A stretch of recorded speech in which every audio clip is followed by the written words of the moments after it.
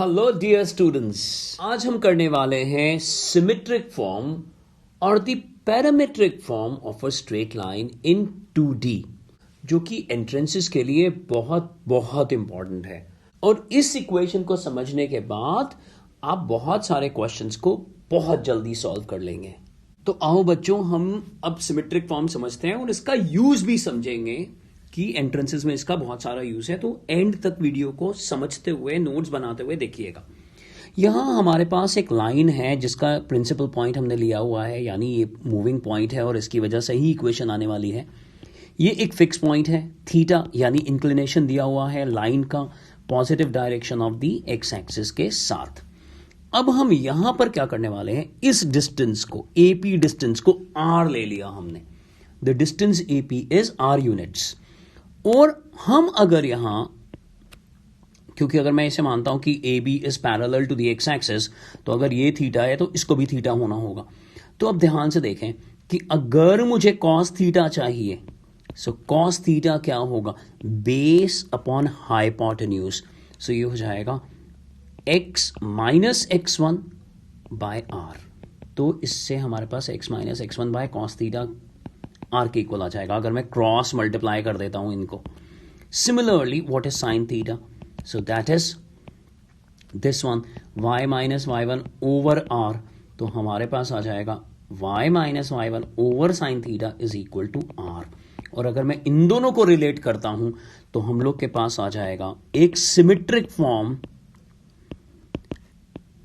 ये देखिए, एक सिमेट्रिक फॉर्म आ गई है हमारे पास, रेशियो के फॉर्म में आ गई है। तो इसीलिए इसे सिमेट्रिक फॉर्म बोला जाता है। और आप जानते हैं कि अगर रेशियो दी हो और मैं किन्हीं दो टर्म्स को पिक करूं तो वो इक्वेशन बन जाती है। तो यहां से हम इसके पैरामीटर्स भी जनरेट कर सकते हैं। ध्यान से देखिए, x क्या हो गया है, r cos theta plus x1, and y क्या हो गया है, r sin theta plus y1। तो ये पैरामीट्रिक फॉर्म भी बोल सकते हैं और उसे सिमेट्रिक फॉर्म भी बोल सकते हैं। सो आपको समझ में आ गया है कि the equation of the line in the symmetric form is x minus x1 by cos theta equals y minus y1 by sin theta equals r। तो अब हम समझते हैं कि इसका फायदा क्या है, इसका एडवांटेज क्या है। तो ये क्वेश्चन देखिए जो एंट्रेंसेस के लिए बहुत इंपॉर्टेंट है। फाइंड द पॉइंट्स, ये एक पॉइंट भी हो सकता है, एक से ज्यादा पॉइंट्स भी हो सकते हैं। Find the points on the line 2 units away from the point 1, 2 through which the line is passing and making an angle of 30 degrees। यानी लाइन इस पॉइंट से पास कर रही है और इसी लाइन पर, इस पॉइंट से 2 units away हमारे को पॉइंट्स इसी लाइन पर चाहिए। यानी अगर मैं एक रफ डायग्राम बनाऊं तो ये वो लाइन है, ये वो पॉइंट है, मान लीजिए 1, 2, एक्स एक्सिस से एंगल बन रहा है पॉजिटिव डायरेक्शन से 30 डिग्री। तो यहां 2 यूनिट्स अवे ये पर्टिकुलर पॉइंट क्या होगा। और आप जानते हैं कि डिस्टेंस तो नेगेटिव नहीं होता, लेकिन डायरेक्शन जो है वो नेगेटिव हो सकती है। तो अगर एक पॉइंट मैं बी मानूं और दूसरा पॉइंट मैं सी मानूं तो यहां पर एक पॉइंट यहां एग्जिस्ट करेगा। तो ये दोनों पॉइंट्स क्या होंगे।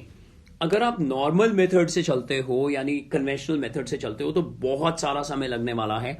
लेकिन इस समय बेस्ट एडवांटेज, यानी इस समय सबसे ज्यादा फायदा क्या होगा, हमें सिमेट्रिक फॉर्म मालूम है। तो हम ऐसा कर लेंगे और थीटा के बदले आप जानते हैं 30 degree equals y minus 2 by sine 30 degrees. और r हमारे को यहां पर मालूम है that r would be plus minus 2।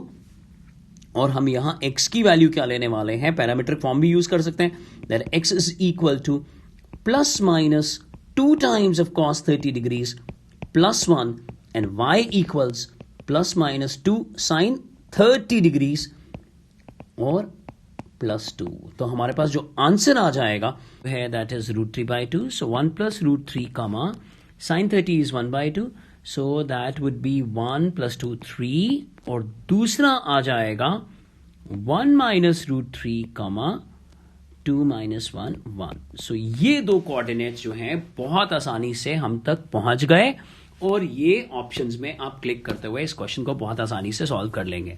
और इस तरह के बहुत सारे क्वेश्चंस, बहुत सारे लॉजिक ऑलरेडी हमने यहां पब्लिश करे हुए हैं। अगर आपने अभी तक चैनल को सब्सक्राइब नहीं करा तो जल्दी से चैनल को सब्सक्राइब कर लीजिए इन वीडियोस को अपने दोस्तों के साथ जरूर शेयर करिए। बच्चों, पढ़ते रहिए और आगे बढ़ते रहिए।